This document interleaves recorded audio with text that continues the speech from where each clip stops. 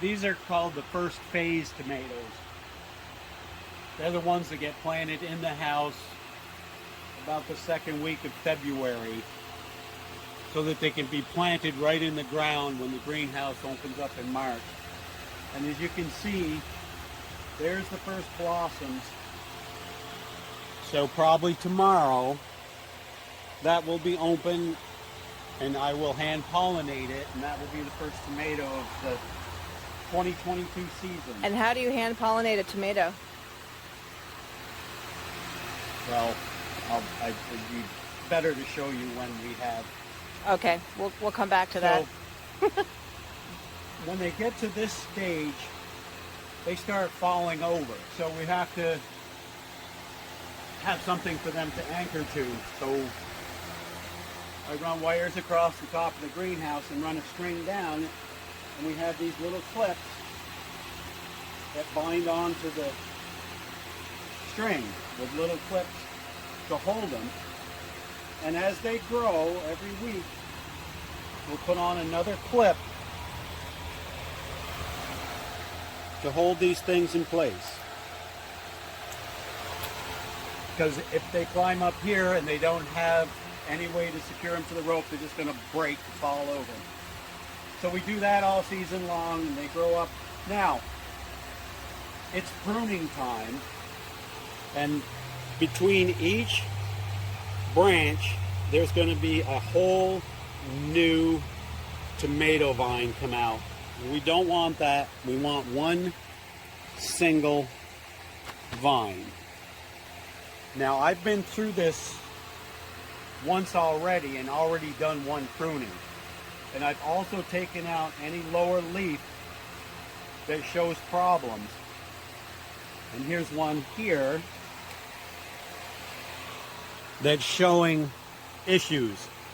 So I'm going to get those out of here before they infect any other plants. Usually you don't see those till the plants really grow fast. That's when they're really stressed. Once they start bearing fruit, then your diseases start showing up. So when they're stressed, that's when the diseases start to take hold, and then when the fruit comes, it gets even worse? Yes. Okay. When did you plant them? So I started up in March. Okay, so you started them inside the house in February, planted them into the ground here in March, and then when will these be ready? I'll probably start picking them in June. Okay. And pick them until it freezes hard enough in the fall to freeze everything in here. So probably October. So June through October. So you're probably one of the first ones to get tomatoes because you're doing them indoors like this. Well, a lot of folks or people are doing that now? Do early tomatoes. Okay.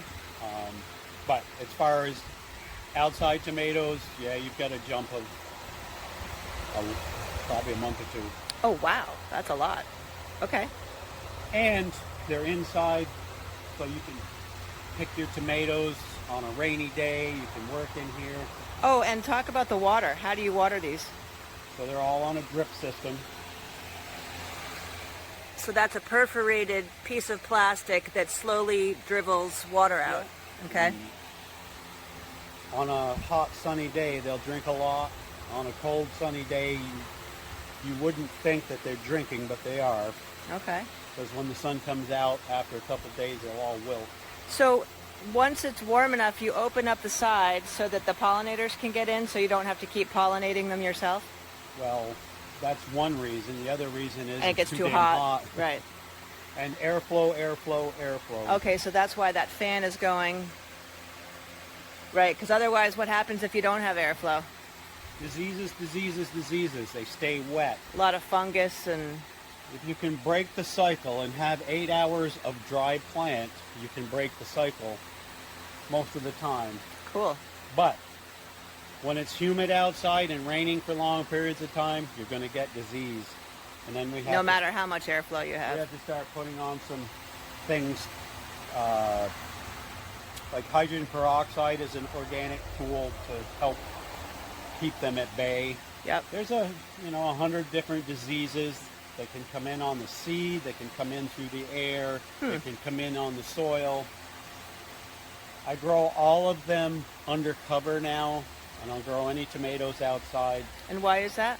Because soil splash from heavy rains is the #1 problem of disease. Oh, wow. And what types of tomatoes are you growing? Cherry tomatoes, beefsteak tomatoes, just a huge variety of colors, the rainbow, so to speak. Mm-hmm. Look, here's a dill that's finally come up. This is Wow. One. this is a very old packet of dill seed. Oh, that so I you're not found, sure so if it was even going to germinate. just a gamble. And how many years do seeds usually last? It all depends on how well you take care of them. And you how keep do you... them in a cool, dry place. You can get 3 to 5 years on most things. Okay. However, the germination will drop. So And you have to cool, keep that in dry, mind. meaning like what temperature ideally? Cool part of your house.